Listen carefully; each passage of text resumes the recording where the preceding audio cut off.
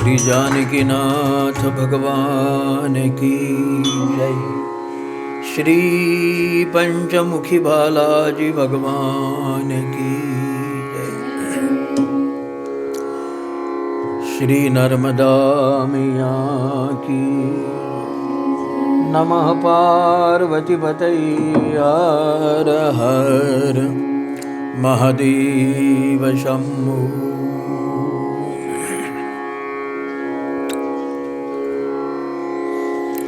बंदौ गुरुपद पदमुपरागा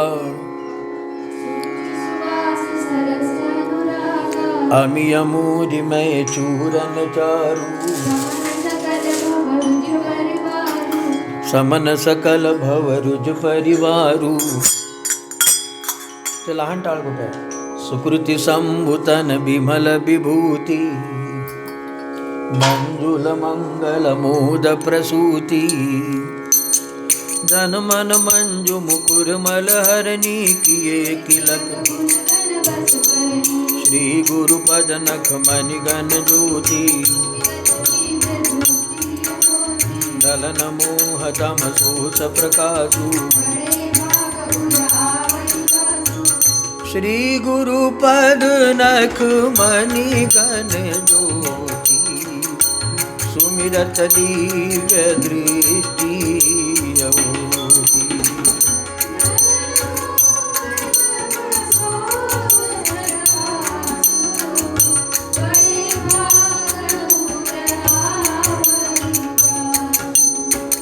बड़े भाग उदया वही जादू।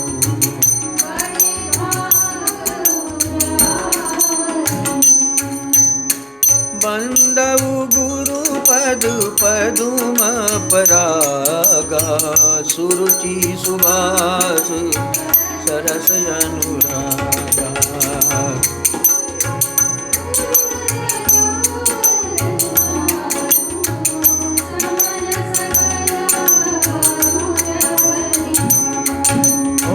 समन सकल भवरुज परिवार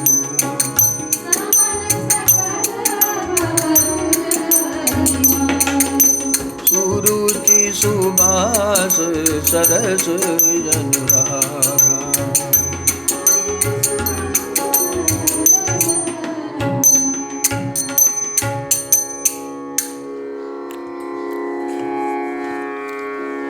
बंदौ गुरुपद पदुम परागा सुरुचि सुभाष सरस अनुरागा। अमीयमूरि में चूरण चारु समन सकल भवरुज परिवारु सुकृति संभूतन विमल विभूति मंजुल मंगल मोद प्रसूति जन मन मंजु मुकुर मलहरणी किए तिलक गुण गण बस करनी। श्री गुरु पद नख मणिगण ज्योति सुमिरत दिव्य दृष्टि होती दलन मोह तम सोस प्रकाशु बड़े भाग उर आवई जासु। श्री गुरु चरणों की वंदना। गुरु महिमा को वर्णन करते हुए गोसाई जी वंदना क्रम को प्रारंभ कर रहे हैं।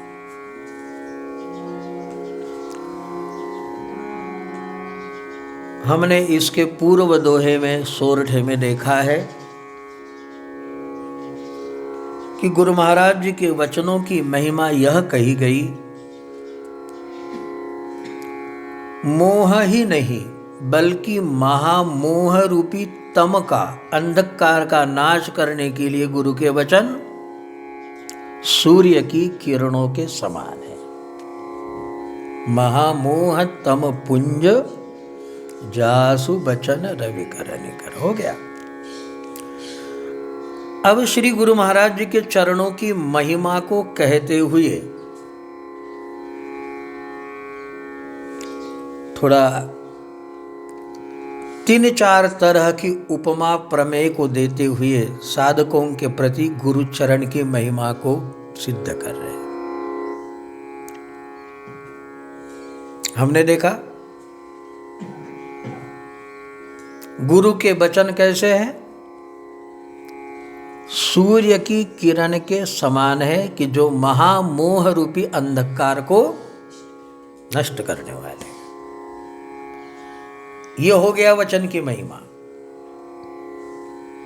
अब चरण की महिमा भी देखो, ये बात को ध्यान में रखना। अब 3-4 बातें कही गई। गुरु के चरण कैसे हैं? तो प्रथम चौपाई में आया है कि श्री गुरु महाराज जी के चरण कमल के पराग के समान है। कमल के समान नहीं, उनके चरण कमल का जो पराग होता है ना, मकरंद होता है ना, उसके पराग के समान है। अब पराग की महिमा किसको है? कमल के ऊपर जो मकरंद होता है, पराग होता है, उसकी महिमा भृंग को ही होती है ना। तो ये भृंग का संबंध हमारे मन से है, क्योंकि मन रूपी भृंगा भी, मन रूपी भंवरा भी सुख की चाहना में न जाने कहां, इस फूल पे बैठेगा, उस फूल पे बैठेगा, यहां बैठेगा, वहां बैठेगा, उड़ता ही रहता।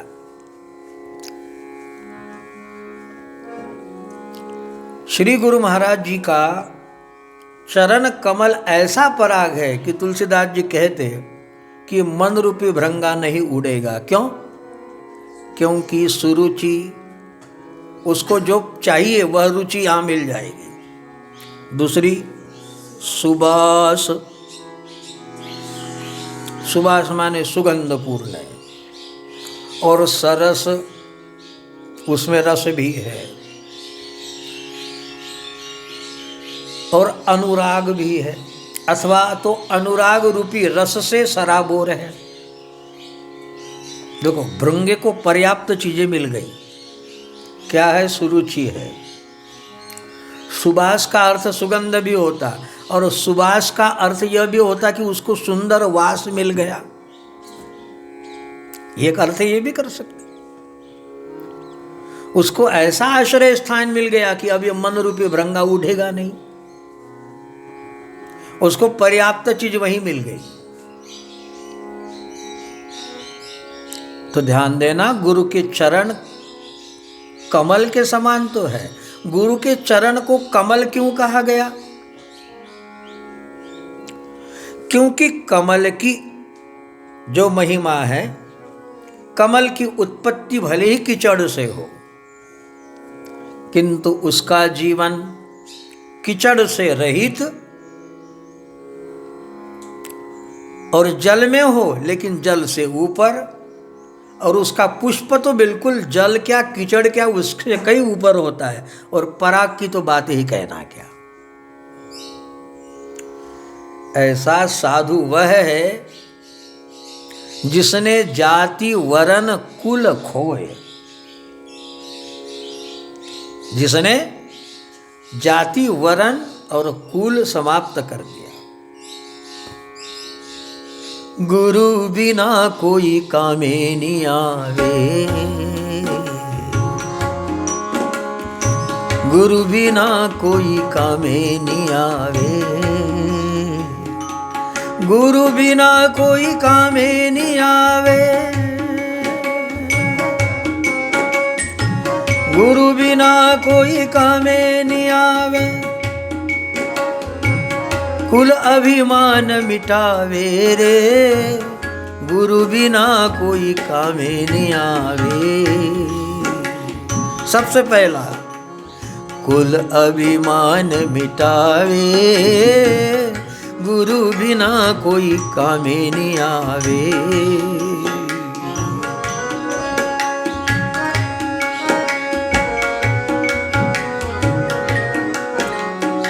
सिर्फ गुरु ही हमारी काया के स्वभाव को छीन लेता है।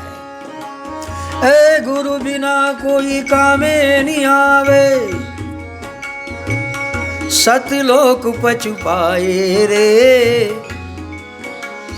गुरु बिना कोई आमे नहीं आवे, कुल अभिमान मिटावे रे। गुरु बिना कोई कामे नहीं आवे।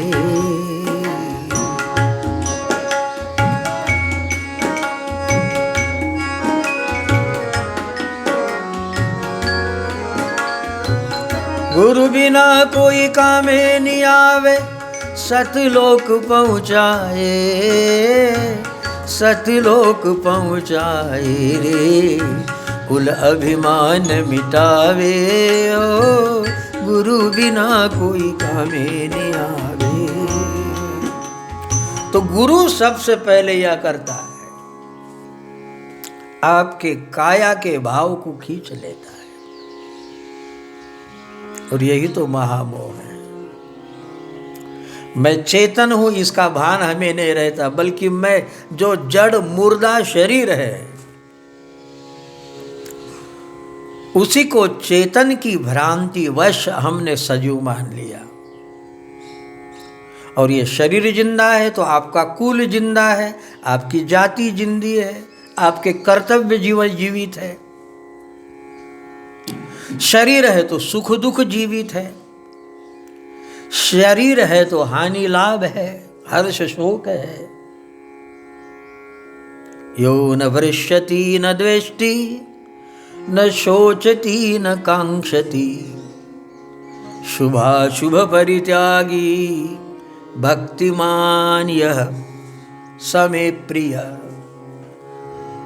श्री भगवान कहते उसे भक्त मानना चाहिए कि जिसे अपना कुलाभिमान, वर्णाभिमान, जातिभिमान, शरीराभिमान है ना, क्लेशो अधिकतर तेषाम, उसको क्लेश है। किसको? जो देहवद्भिर वाप्यते, जिसका देह शेष है उसको कठिन है। और भक्त की देह नहीं होती, भक्त की चेतना में परमात्मा बैठा हुआ होता है। और ये शरीर भगवान की सेवा के लिए ही, और भगवान जैसे मंदिर में बैठे हैं ऐसे ही सर्वत्र है समझकर सबको भगवत भाव से देखना और सबकी सेवा करना, सबको सुख पहुंचाता है, उसका नाम वैष्णव है ना। तो सबसे प्यारी बात क्या है? जैसे गुरु के शरीर का जन्म संसार से ही हुआ है, किंतु उसकी रहनी, उसकी करनी संसार से भिन्न होती है ना। जैसे कमल कीचड़ से ही पैदा हुआ, पानी ही उसका जीवन है, किंतु पानी से विलग होता है, कीचड़ से विलग होता है। ऐसे ही गुरु उत्पत्ति के भाव को मिटाकर अपने सत की उपलब्धि में स्थिर होता है। यही गुरु का लक्षण है। और वही परम प्रसाद उसके चाहने वाले परिकरों को प्राप्त होता है, अर्थात भृंग, मन रूपी भौरा। देखो मन जहां जहां जाएगा तो क्या खोजता है? मंदिर में जाए, तीर्थों में जाए, गुरु के पास जाए, बड़े बड़े आश्रमों में जाए, जहां भी जाए। तो भौतिक दृष्टि से यदि सोचेगा और खोजेगा तो ये भौतिक मन और अभौतिक मन, इसमें फर्क है। भौतिक मन और भौतिक चीजें परावर्तनशील है, इसलिए थोड़ी देर तो अच्छा लगेगा, बाद में बोरियत शुरू हो जाएगी। लेकिन जिस भी क्षण ऐसा अनुभव होवे कि भगवान की पूजा करूं तो पूजा ही करते रह जाऊं, भगवान का भजन करूं तो भजन ही करते रह जाऊं, उसके तीर्थ में जाऊं, धाम में जाऊं तो लगे कि हा, ये जब अवस्था मन की प्राप्त हो जाती तो समझना अपरिवर्तनशील अभौतिक जो आनंद है वही गुरु के चरण कमल पराग है। बात ध्यान में आई? ये पराग भौतिक नहीं है। क्यों भौतिक नहीं? क्योंकि भौतिकता का लक्षण क्या है? परिवर्तन। आप घूमने जाइए, 1 घंटा तो बहुत अच्छा लगेगा, वाह वाह वाह वाह वाह वाह वाह वाह, पूरे दिन भर नहीं ठीक लगेगा। आप तो कहोगे चलो अब अपने घर चलो। फिर घर में भी आए तो वाह वाह वाह कहोगे, लेकिन फिर कहेंगे कि ये दीवार का कलर बदलाना चाहिए, पिछली साल भी यही कलर था। अब मकान को तो चेंज नहीं कर सकते, लेकिन दीवार की कलर को तो चेंज कर सकते। परिवर्तनशील है। ये परिवर्तन ही मन रूपी भृंगे का यहां से वहां उठना है, समझ गए? लेकिन गुरु चरण कमल का पराग ऐसा है, वहां भौतिक सुख नहीं बल्कि अभौतिक अपरोक्ष सुख है। तो तुलसीदास जी बाबा कहते मन रूपी भृंग, तुम गुरु के चरण को यदि पा जाओगे ना, गुरु क्या होता है, गुरु को कैसे समझना, तत्वता ये बात इसके पहले विश्लेषित हुई है, इसलिए वहाँ नहीं जाएंगे। लेकिन इतना सत्य है कि गुरु भौतिक नहीं, गुरु अभौतिक ही है। गुरु व्यक्ति स्वरूप नहीं, गुरु व्यक्तित्व स्वरूप ही है। हाँ, गुरु के वक्तव्य को नहीं, गुरु के वचनों को ही हम स्वीकार करें, उससे ही हम संबंधित हो जाए तो हमारा उद्धार हो जाएगा। कई बार ऐसा होता है कि गुरु के चरण तो पकड़ लेते हैं, किंतु गुरु की वाणी नहीं पकड़ते, गुरु की आज्ञा नहीं पकड़ते, तो यह साधक का कल्याण हो जाएगा। तो श्री महाराज सर्वप्रथम उपमा गुरु चरण की कमल पराग, और पराग का अनुसंधान भृंग से है, भृंग ही मन है, और गुरु चरण कमल का पराग ही अभौतिक आनंद है। पुनः ध्यान देना, भौतिक आनंद नहीं। आप गुरु के पास जाओ और गुरु ने फल दे दिया, ठीक है, ये माध्यम बनेगा। गुरु ने चाय पिलाई, गुरु ने खाना खिलाया, ये माध्यम बन सकता है, लेकिन आनंद अभौतिक हो। गुरु की दी प्रत्येक प्रसादी अभौतिक हो। बात समझ में आ गई थोड़ी बहुत? अब नारद जी ने संतों का जूठा खाया, यही बात है ना। लेकिन जूठा खाने से यदि सब तर जाते तो लोग संतों का ही जूठा खाते रह जाते। लेकिन नारद जी ने जो संतों का जूठा खाया वह अभौतिक खाया। समझने की चेष्टा करो, भौतिक अभौतिक में देखो। डिब्बे में जो शक्कर होती है वह भौतिक होती है, और भगवान को भोग लगाकर आरती घुमाकर जब उसका प्रसाद पाते हो तो डिब्बे की शक्कर में, उसको खोल दो, डिब्बे की शक्कर में और भगवान को भोग लगाई शक्कर में फर्क है। अब आपके भावना के द्वारा अभौतिक हो गया है, समझ गया ना? या बार बार दृष्टांत देने पड़ेंगे? बस यही बात। गुरु यद्यपि स्ट्रक्चर दिखेगा, किंतु उसकी साधक की अपनी भावना उसे अभौतिक बनाएगी, तो उसका फल भी उसे भौतिक परोक्ष प्राप्त नहीं होगा, वरन अपरोक्ष मिलेगा। तो गुरु के चरण कैसे है? हमारे जैसी है, चमड़ी की है। फिर गुरु के चरण को धोकर हम थोड़ा चरणामृत लेते हैं, लेकिन वे चरण नहीं है। अब अभौतिकता में उतरी तो तुलसीदास जी कहते, बंधव गुरु पद पदुम परागा, सुरुचि सुबास सरस अनुरागा।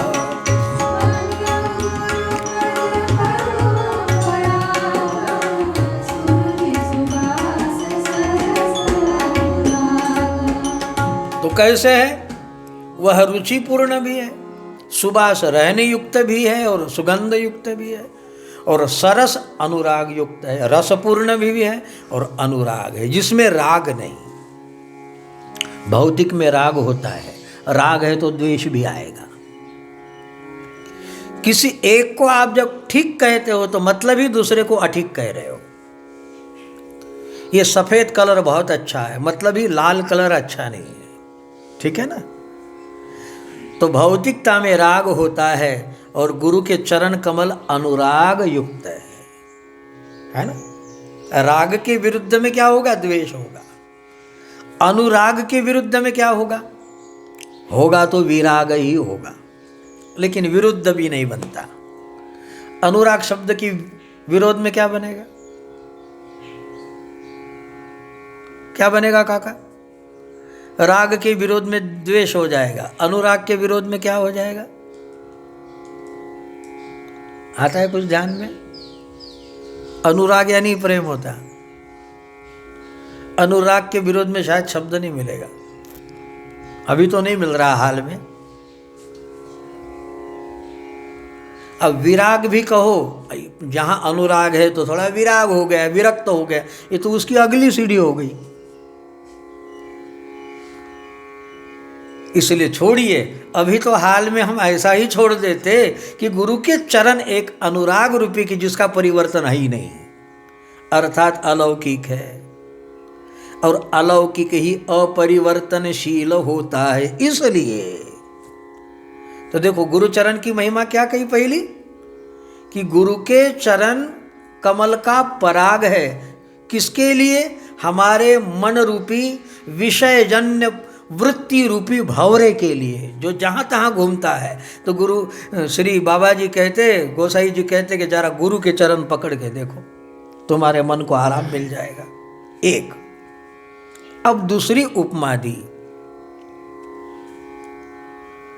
आमी जमूरी मज चूरन चारू, आमी जमूरी मज चूरन चारू, आमी जमूरी मज चू,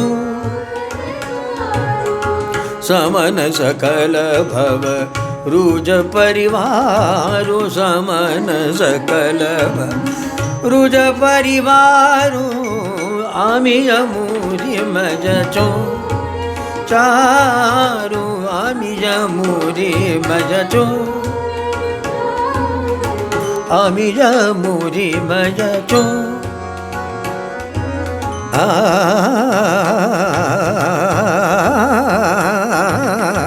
आमी जमूरी मज चू,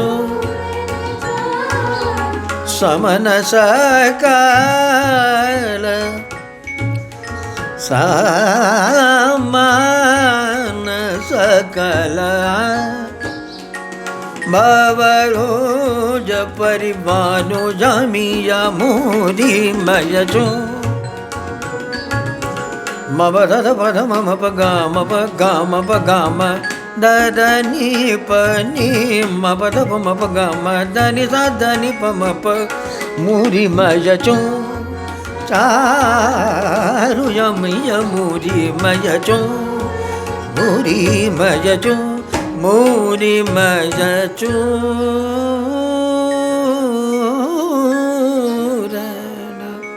कोणता राग आहे? अरे वाह, अमी अमूरी मैं चूरण चारू। देखो ये दूसरी उपाधि है। गुरु के चरण कैसे भाई? मूरी है। मूरी किसको कहते? जड़ी बूटी। जड़ी बूटी किसके काम में आती? किस काम में आती जड़ी बूटी? बोलो। हाँ, दवा किसके काम में आती? यह बात, बीमारी के काम में दवा आती है। ऐसे बोले तो अच्छा लगता है, नहीं तो ऐसा लगता है भाई सुन रहे या नहीं सुन रहे। तो बूटी यानी दवा, जड़ी यानी दवा, और कौन से काम में आती है? बीमारी के काम में आती है। अब यहाँ बीमारी कौन सी है? गुरु के चरण कैसे? मूरी के समान है, बूटी के समान है, दवा के समान है, जो बीमारी को भगाने वाले हैं। बीमारी कौन सी है? देखो, शरीर की बीमारी नहीं, बीमारी का नाम भी यहां लिख दिया, समन सकल भव रुज। रुज माने बीमारी।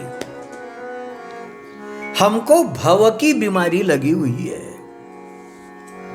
भव यानी क्या? भव इसका मतलब यह होता है होना। संस्कृत साहित्य में भव माने होना। जो होना दिखाई दे रहा है ये न होना है। जो हमें दिखता है ना कि हम इंजीनियर बन गए, हम विद्वान बन गए, हम मूर्ख बन गए, हम बड़े पद वाले बन गए, हम प्रतिष्ठा वाले बन गए, लेकिन राम जी तो तब बन गए कि जब बन गए। राम जी कब बन गए? जब बन गए। घर में रहते तो राम जी ना बनते। राम जी तो तब बन गए कि जब बन गए। आपको लगता है कि हम घर में हैं तो बन गए, हमारा घर बन गया, मैं बन गया, क्या कम है मुझे? आढ़ जन्मानुअस्मि को अन्य अस्ति सदृशो मया। राम जी कहते हम घर बन गए नहीं, घर में नहीं बन गए, हम तो बन में गए और बन गए। ऋषियों का आशीर्वाद मिला, भरत का प्रेम दिखाई दिया, अयोध्या की प्रजा मेरे लिए जब तब करने लगी, अहिल्या का उद्धार हुआ, शबरी का प्रेम मिला, केवट का प्रेम उजागर हुआ, और विध्वंसक सबके लिए पीड़ा देने वाला जो रावण है, ऐसे रावण का एवं रावण शाही का निस्तनाभूत हुआ, रावण धराशायी हुआ। ये सब क्यों हुआ? क्योंकि राम बन गए, और राम जब बन गए तो ये सब हुआ। इसलिए राज्याभिषेक में राजा भी राम जी बन गए। राज्याभिषेक में राम राजा बन गए ना? पहले बन गए कि बाद में राजा बन गए? बन गए, मस्त है, बढ़िया। राम जी वन में गए, फिर बन गए, और फिर ये सारी घटनाएं घटी। रावण मरा, फिर राज्याभिषेक हुआ, और राज्याभिषेक में राम राजा बन गए। बराबर है ना? फिर राजा बन गए, राजा बन गए, राम जी बन गए, जो भी कहो ये ठीक है। तो ये बात ऐसी है कि जो है ना, है के प्रति जो हमारी स्थिरता है, यही बीमारी है। मकान बनाया, मर गया, वे मकान काहे को बनाया? अपने खातिर महल बनाया, आप ही जाके जंगल सोया। ये बनाया क्यों? खूब कमाया, डिपॉजिट, मर गया। और ये कमा के क्यों रखा? मरने के पहले वापर ले प्यारे, नहीं जो है कमाया हुआ जरा गुलछर्रे उड़ा ले। साधु संतों को, तीर्थों को जाओ, तीर्थों में जाओ, अभावग्रस्त उनकी पूर्ति करो, जरा संतों को भोजन कराओ, भंडारे कराओ, जहाँ बौद्धिक हो ऐसे प्रवचन कराओ, कहीं कुछ तो कराओ, उसका उपयोग तो होना चाहिए। दान करो, पुण्य करो। मर जाते हो यार, ये इकट्ठा काय को करके रखते हो? कम से कम मरने के पहले निपट के मरना चाहिए, मकान को गिरा के मरना चाहिए, क्योंकि वहां याद नहीं आएगा। कबीरा खड़ा बाजार में लिए लुकाठी हाथ, जो घर फूंके आपना तो चले हमारे साथ। कबीर कहते भाई ये इसको सबको आग लगा के चलोगे तो आपकी यात्रा सही होगी, वरना तुम वहां से भी फोन करोगे। तीर्थ में जाने के बाद फोन करते हो ना, घर में कैसा चल रहा है, और घर ही गिरा के आए तो सवाल ही बनता नहीं है।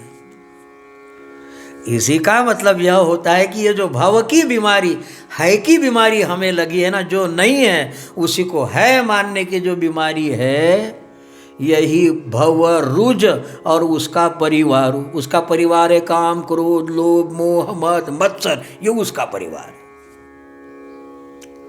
भव कहता है कि मैं तुम्हें काम पूर्ति करूंगा, क्रोध पूर्ति करूंगा, मोह पूर्ति करूंगा, अभिमान पूर्ति करूंगा, स्वाभिमान पूर्ति करूंगा, तुम्हारे सुख की पूर्ति करूंगा, तुम्हें मान प्रतिष्ठा दूंगा।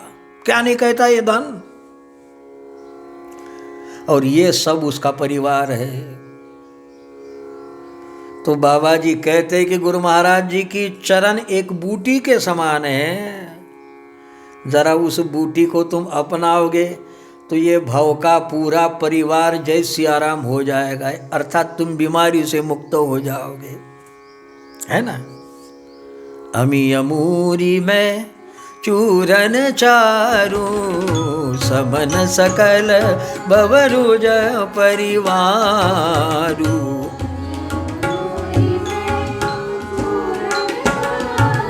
मबर पग ससरे सरे मपर सा सधनी पद मधम मपग सधरी रे रे रे सा अमी जमूरी मैं चूर।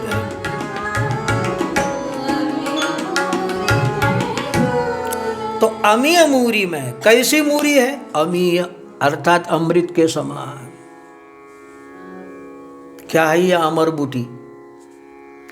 गुरु महाराज तुम्हारे मरण धर्मा स्वभाव को मिटाकर तू कैसे अमर है इस चीज को बता देगा। यह भव मरण धर्मा है, जिसको तू अमर समझ रहा है ये मरण धर्मा है। यह तो प्रगट सो तनु तव आगे सोवा, और जीवन नित्य वह अमृत के समान है, तुम के ही लगी रोवा। गुरु उसका परिचय करा देगा। इसलिए यहां स्पष्ट रूप से लिखा है कि यह बूटी भी कैसी है, तो अमीय यानी कि अमृत के समान है, और अमृत पीने के बाद में फिर मरने का प्रश्न नहीं बनता। यानी यद्गत्वा न निवर्तन्ते तद्धाम परमम मम। हो गया। पहली उपाधि दी कमल के पराग की, दूसरी उपाधि दी गुरु महाराज के चरण को बूटी की, जड़ी की, दवा की, जो अमृत के जैसी दवा है। हो गया। अब तीसरी उपाधि गुरु महाराज के चरण कमल को दी है, सुकृति संभूतन विमल विभूति,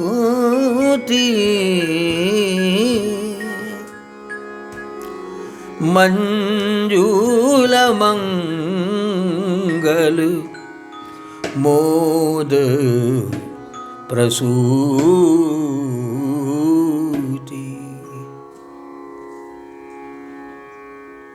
तीसरी उपाधि दी विमल विभूति। विभूति किसको कहते? हवन कुंड में भभूति होती ना, भभूति, जिसको मराठी में हम अंगारा कहते, भभूति। अब गुरु के चरण की विभूति कौन सी है? तो यहां स्पष्टता दी, वो कोई हवन कुंड की विभूति नहीं है, ना किसी चूल्हे की विभूति है। किसकी है? जो सुकृति युक्त है। संभूतन विमल विभूति। कौन सी विभूति? हवन कुंड की नहीं, दादाजी धुनी वाले के धुने की नहीं। कहां की है? संभूतन। और शिव जी के शरीर को विभूति कहां की होती? विभूति मसान की। चिता की भस्म लगाते हैं महाकाल, प्रतिदिन अभिषेक होता है उज्जैन में, और चिता भस्म भगवान को श्रृंगारी जाती है। लेकिन पुजारी गंदा नहीं होता कि भाई प्रेत की हमने भस्म को हाथ लगाया और ठाकुर जी का भोले बाबा को एक कपड़े में पधरा के ऐसा ऐसा झटकते, पूरा ठाकुर जी को सफेद बना देते, भोले शंकर को। महाकाल को प्रतिदिन अभिषेक होता है। और शिव जी का विवाह भी हुआ तो ये पाउडर नहीं निपटा, यही है ना। शशि ललाट सुंदर सिर गंगा, नयन तीन उपबीत भुजंगा, शिव ही संबुगन करहि सिंगारा, जटा मुकुट अहि मोर सवारा, कुंडल कंकन पहिरे व्याला, और तन विभूति पट के हरि छाला,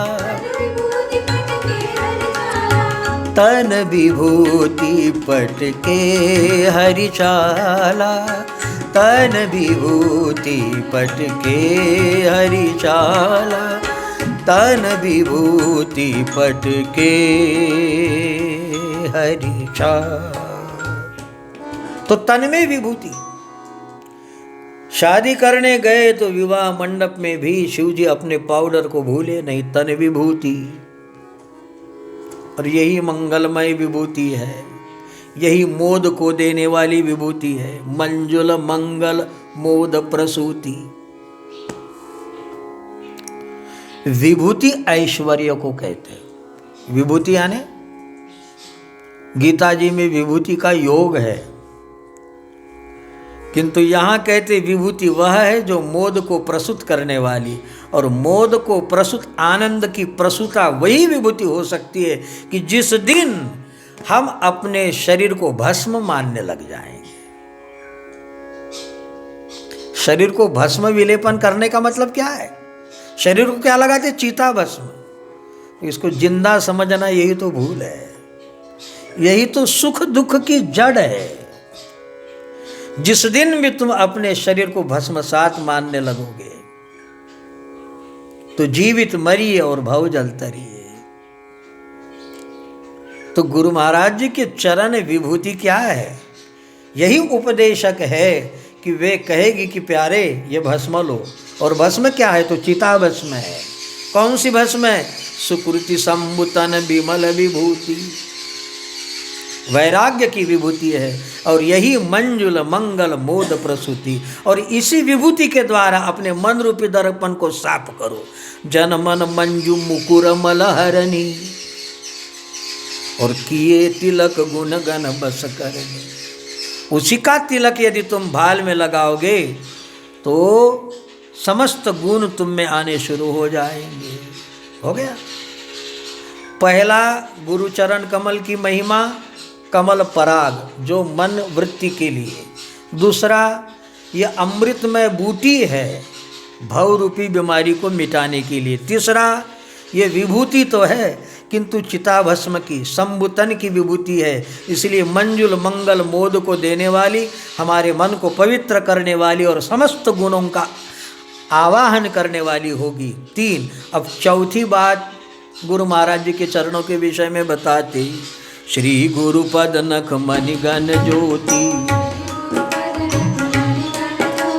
सुमिरत दिव्य दृष्टि होती, दलन मोह तम सोस प्रकाशु, बड़े भाग उरयावई जासु, दलन मोह तम सोस प्रकाशु, बड़े भाग उरयावई जासु, बड़े भाग। अब चौथी बात बता रहे हैं कि श्री गुरु महाराज जी के चरण के नख, ये मणिगण ज्योति है। ज्योति क्या करती? प्रकाश देती। देखो प्रारंभ कहां से हुआ था गुरुचरण की महिमा का? महामोह तम पुंज जासु बचन रवि कर निकर, जिसके वचन से महामोह रूपी अंधकार दूर हो जाता। समापन कहाँ हुआ? ज्योति पे, प्रकाश पे। अब सूर्य का प्रकाश सदा नहीं रहेगा, दिन में रहेगा, रात में नहीं रहेगा। ज्योति का प्रकाश भी आग आने के बाद में, हवा आएगी तो बुझ जाएगा ना। लेकिन गुरु महाराज जी के चरण के नख कैसे है? तो वह मणिगण ज्योति, मणियों में जो ज्योति होती है ना, स्वयं प्रकाशी रत्न होते। वो दिन में रात में वाला सवाल नहीं है, वो स्वयं प्रकाशी होते हैं। वो झिलमिलाते रहते हैं, ये स्वयं प्रकाशी है। तो मणिगण ज्योति श्री गुरु के पद और उसके नख। देखो वचन ऊपर होते हैं, और पद के नख नीचे होते हैं। लेकिन प्यारे ऊपर कोई मत देख, गुरु के निचले चरण को देख। चरण आचरण का प्रतीक है। गुरु जिस आचार को स्वीकार करते हैं, गुरु जिस आचार के वचन का तुम्हें मार्गदर्शन करते हैं, चरण चरे वैती का प्रतीक है। साधक तूने कैसा चलना चाहिए, गुरु जैसा तुम्हें चलाना चाहे, अथवा गुरु का मार्गदर्शन जो तुम्हारे प्रति हो कि तुम कैसे चले, यही गुरु के पदनक की ज्योति है। और यदि गुरु हमें मार्गदर्शन करे और वैसा हम चलना प्रारंभ करें तो सुमिरत दिव्य दृष्टि ही होती, और परिणामता दलन मोह तम सो सप्रकाशु। फिर तमाम मोह का दलन हो जाएगा और जीवन प्रकाशमय हो जाएगा। किंतु बड़े भाग उरया वही जासु। गुरु बोलकर चले जाते, चेला भी सुनकर चला जाता, और चेला कहता है महाराज क्या बढ़िया सुनाया है, और गुरु महाराज भी कहता है वाह वाह अभी तो कुछ नहीं, इसके आगे देखना और कैसा कैसा प्यारा सुनाएंगे। ऐसा वैरायटी शो हो जाएगा। इसलिए बाबा जी ने कह दिया है तो सस्ती दवा, किंतु बड़े भाग उर। अब भाग यानी भाग्य नहीं, क्या तुम उसमें सहभाग लेते हो, ये भाग यानी भाग्य पर मत ले जाना। कई बार ऐसा होता है कि यह हमारे भाग नहीं है। भाग माने डिपार्टमेंट, खाता, यह हमारे विभाग का काम नहीं, ये भाग। वरना तुम सोचोगे अब भाग्य कब जागेगा, वो भाग्य पे नहीं, तुम गुरु के भाग में चले जाओ, गुरु के डिपार्टमेंट में चले जाओ, गुरु पे विभाग में चले जाओ, तो बड़े भाग उरा वही जासु। फिर तुलसीदास जी कहते उसका परिणाम ये होगा, उघर ही बिमल बिलोचन ही के, मिट ही दोष दुख भव रजनी के।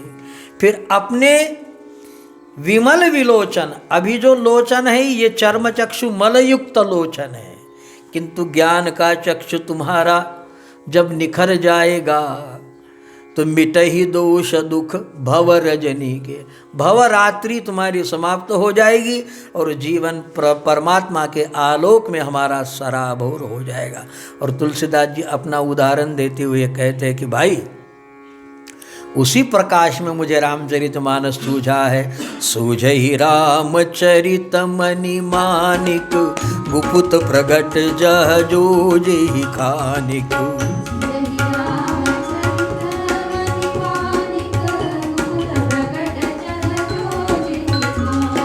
जथा सुअंजन अंज दुर्ग साधक सिद्ध सुजान, कौतुक देखत शैलबन भूतल भूरि निधान।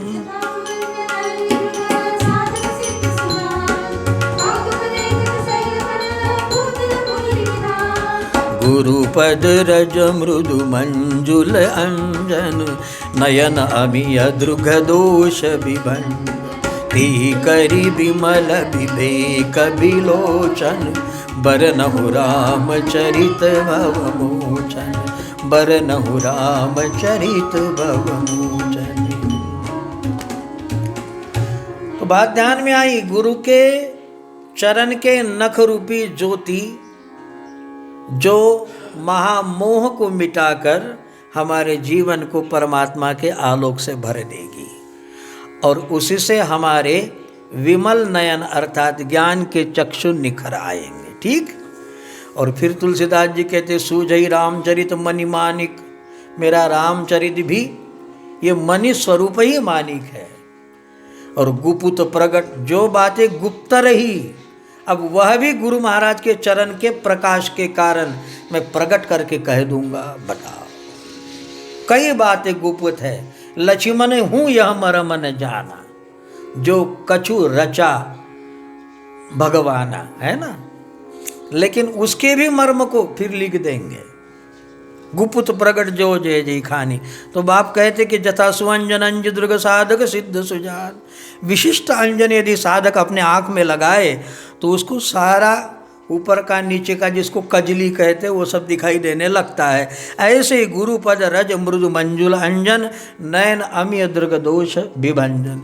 अब पांचवी उपमा गुरु के चरण की अंजन की दी, जिसको सूरमा कहते। अब ये सब संक्षेप में इसलिए कहते कि भाई अब एक एक चौपाई पे बैठेंगे तो काफ़ी समय लगेगा, इसलिए गुरु के प्रकरण को, जिसको पूज्य मुरारी बापू गुरु गीता कहते हैं, इसको हम पूरा निराकरण करते हैं और अगले वंदना प्रकरण को पकड़ते हैं। गुरु के पद रज, रज क्या है? तो ये रज यह है कि मृदु मंजुल अंजन, भ्रम में मत रहना, वरना गुरु के चरण की रज झाड़ कर ले आओगे और अपने आँख में भर दोगे। ये सब सांकेतिक है, ये सब अभौतिक है। गुरु के पद रज को, रज माने रजोगुण, रजः प्रवृत्तिर आरंभ, गुरु के चरण जिस ओर प्रवृत्त होते हैं, अच्छा अर्थात गुरु जिसका मार्गदर्शन करते हैं वही अपने आँख में रखना और उधर ही अपनी दृष्टिपात करते हुए दृष्टिपूतम यसेत पादम, उसी ओर अपने साधना का अनुक्रम करते रहोगे तो बाबा जी कहते हैं कि नयन अमीय दृघ दोष विभंजन, फिर तुम्हारी आँख अमीय हो जाएगी, साफ हो जाएगी, रसीली हो जाएगी और फिर दुनिया को देखोगे तो अब दुनिया तब के जैसी नहीं लगेगी, अब के जैसी लगेगी।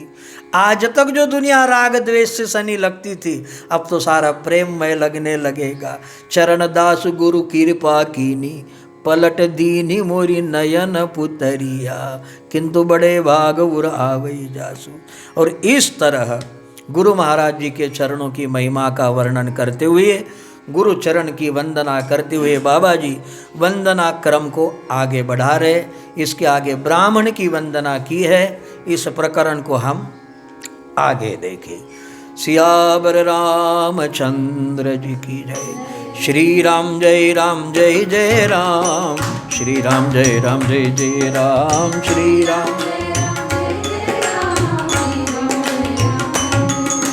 श्री राम जय राम जय जय राम, श्री राम जय राम जय जय राम, श्री राम जय राम जय जय राम, जय श्री राम जय राम जय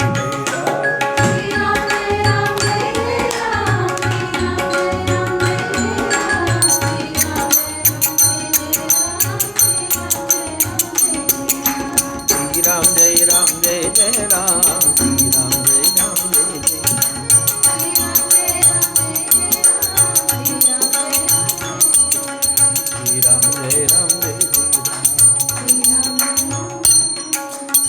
श्री जानकीनाथ भगवान की जय, श्री हनुमान जी महाराज की, श्री नर्मदा मैया की जय। नमः पार्वती पतये, हर हर महादेव शंभू।